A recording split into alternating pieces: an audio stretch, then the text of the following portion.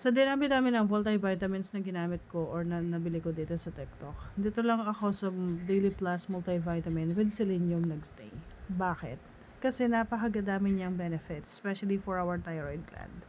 Napakaliit lang ng thyroid gland pero napakadami pala niyang functions.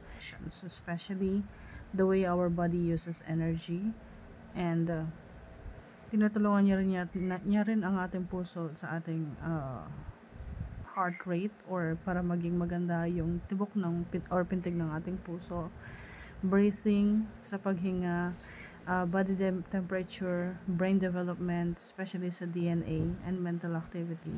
And also it helps our skin and bone maintenance, and also it helps us with our fertility. So, sa dami ng benefits nito, talagang mapapawaw ka talaga. Kasi nung unang gamit ko pa lang nito, talagang mararamdaman mo yung effect niya, yung good effect niya sa katawan mo.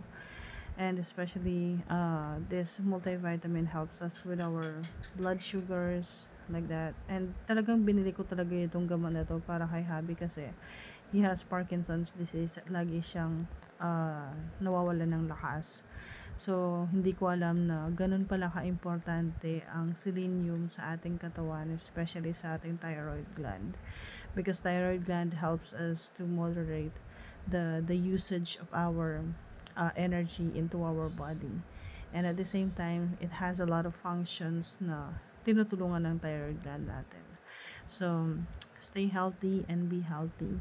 So, take this daily plus like twice a day, like once in the morning and once at night before bedtime.